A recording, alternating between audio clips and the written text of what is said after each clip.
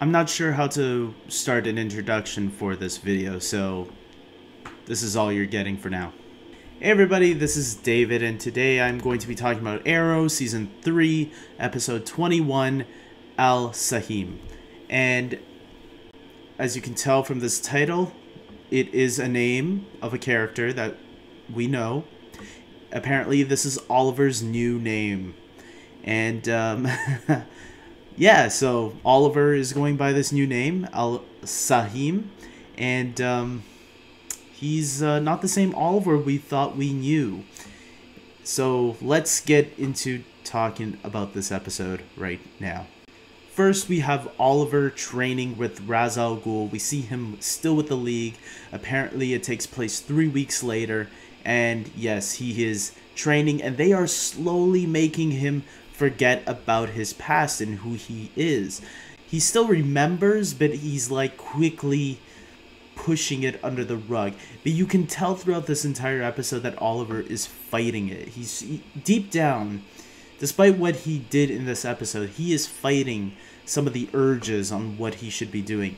One of the biggest things in the episode was having Oliver, you know, they brought out Diggle, or someone who we thought was Diggle because he was hallucinating, and Oliver kills him. And I kind of didn't buy it. I didn't buy it at all because we know that Diggle's going to be around a little bit. If you've seen pictures online and stuff like that, we know there's scenes that are going to have Diggle. So those promotional pictures kind of ruined that for me a little bit, I guess. They shouldn't have leaked pictures that had Diggle in it, because that kind of gave it away that it wasn't him in the beginning. But it did show that he's willing to kill Diggle if necessary. And so towards the end of the episode, there was a scene where it did get us thinking, is he going to do it? And maybe he would have if Thea didn't stop him there at the end, which I'll get to later. Also, Roz orders Oliver to go back to Starling City because there's someone that is, you know, carrying this name, Heir of the Demon. And Roz tells Oliver, I need you to go and bring this person to me, and maybe even kill him or her. They didn't say who, but I think all of us kind of guessed it was going to be Nyssa. Nyssa was the one that Roz sends Oliver to go kidnap and bring her back so she can face the consequences of taking that name. But meanwhile, Nyssa and Laurel are hanging out, fighting down crime. And not only that, but they also go out and have a normal life together. So I actually thought this friendship was interesting. It kind of mirrors, I guess, the Nyssa and Sarah relationship that we never really got to see, that we heard about, that they had a friendship. Well, more than friendship. And it seems like, I don't know, it seems like the writers could bring it that way. And I don't think they will, but, and part of me feels like they shouldn't, because Nyssa seems so attached to Sarah that I feel like if she goes after her sister next in a romantic relationship, that would just be like what Oliver kind of did. That he started off with Laura and then went to Sarah, right? So I kind of hope they don't bring Nyssa in that direction, Nyssa and Laurel. But I do like their friendship. I think it was really nice, those scenes that they had together, that they had this cool little bond going on. I actually liked it. We also see the rest of Team Arrow trying to enjoy a normal life, but unfortunately, you know, they're still kind of grieving over the loss of Oliver after him going and joining the League. So we see that happening. Thea is the one that's really taking it the hardest, and she you know, it's her brother after all, so she would be taking it the hardest. Felicity, I'm surprised. She seemed like she was, like, they had that little moment there at the very end where she was crying and she was heartbroken about all of this. It was hard to see all the characters have to deal with their friend, someone who started all of this for them, fighting crime, and now he's against them. So you have to really kind of put yourself in their position, I guess.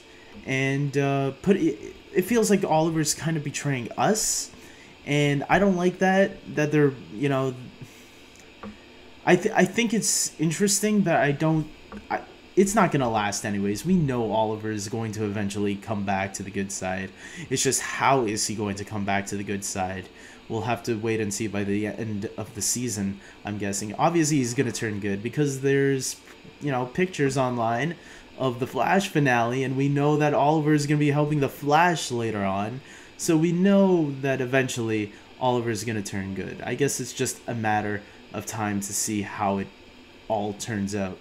So when Oliver goes out and tries to capture, Nysa, Team Arrow decides to, because of Laurel, decides to protect her and go up against Oliver. And, it was a pretty tough battle, and Oliver seems like he doesn't really want to, but he tries to take these cuts that he doesn't want to hurt them.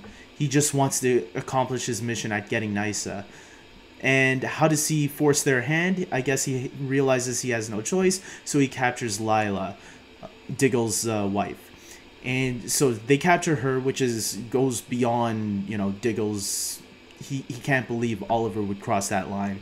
And he does. He crosses that line, and it makes me wonder, well, if he kills her, if he kills Lila, that will make Oliver irredeemable. He won't have no, even to the audience, I think the audience would not forgive Oliver for that. Even unless he was under that spell, but it is like Thea was at the beginning of the season, but this is not like that. This, you can see that Oliver is conflicted and he's trying to deal with this. So, but obviously he's, Team Arrow, they have a plan. They're gonna rescue Nysa.